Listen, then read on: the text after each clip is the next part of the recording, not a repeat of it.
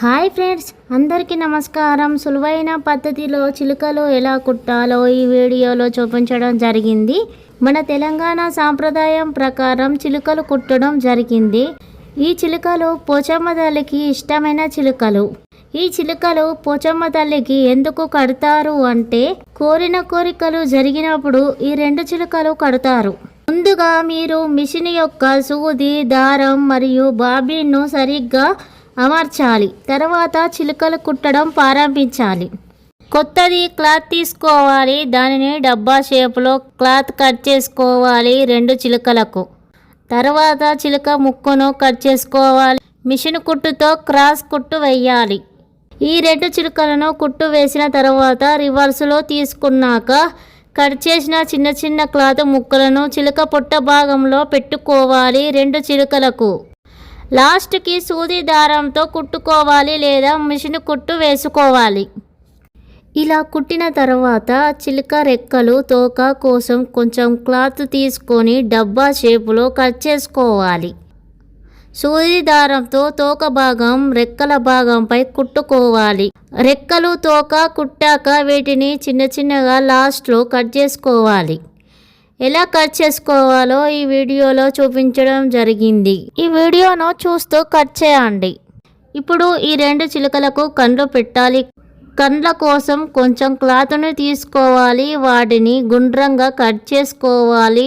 చిన్న కండ్ల ముక్కలుగా కట్ చేసుకోవాలి. వాటిని సూది దారంతో కుట్టుకోవాలి. ఎలా కుట్టాలో ఈ వీడియోలో చూస్తూ కుట్టండి. ఒక చిలుక కుట్టాక రెండో చిలుక కుట్టండి. రెండు చిలుకలకు కండ్లు కుట్టిన తర్వాత చిలుక కాళ్ళను కుట్టుకోవాలి. చిలుక కాళ్ళ కోసం కొంత క్లాత్ తీసుకొని వాటిని కట్ చేసుకొని మిషన్ సహాయంతో కుట్టాక చిలుకలకు సూది దారంతో కుట్టుకోవాలి కాళ్ళను. తరువాత చిలుక కాళ్ళకు వేళ్ళ కోసం కొంచెం క్లాత్ తీసుకోవాలి. ఆ క్లాత్ను వేళ్ళలా కట్ చేసుకోవాలి. ఈ వీడియోలో కట్ చేసిన విధంగా కట్ చేసుకున్నాక సూది దారం సహాయంతో కుట్టుకోవాలి లేదా మిషన్ సహాయంతో కుట్టు వేసుకోవచ్చు. తర్వాత చిలుక పై భాగంలో దారంతో రెండు పక్కల దారం కట్టాలి. మన రెండు చిలుకలు తయారయ్యాయి చూడండి. Thank you for watching video.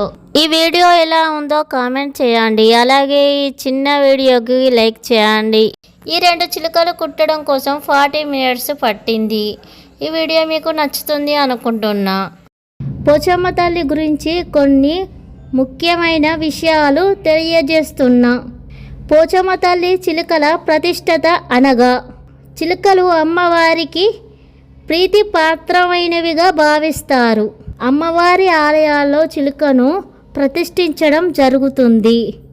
అలాగే చిలుకలతో సంబంధం ఉన్న పూజలు, కార్యక్రమాలు నిర్వహించడం జరుగుతుంది. కొన్ని ప్రాంతాలలో చిలుకలను అమ్మవారి అవతారంగా భావించి ప్రత్యేకంగా పూజిస్తారు. చిలుకల పవిత్రత.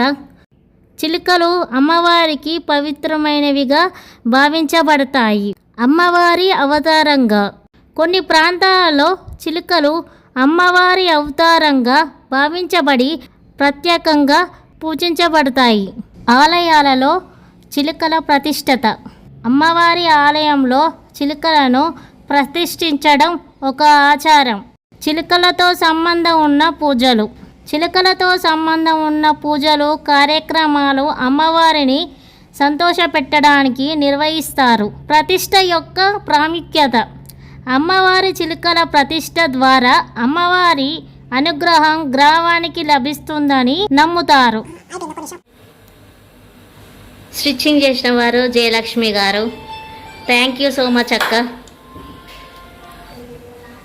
మా వీడియోని లైక్ చేయండి, షేర్ చేయండి. ఎవరిచ్చిండ్రా చిలుకలు నీకు?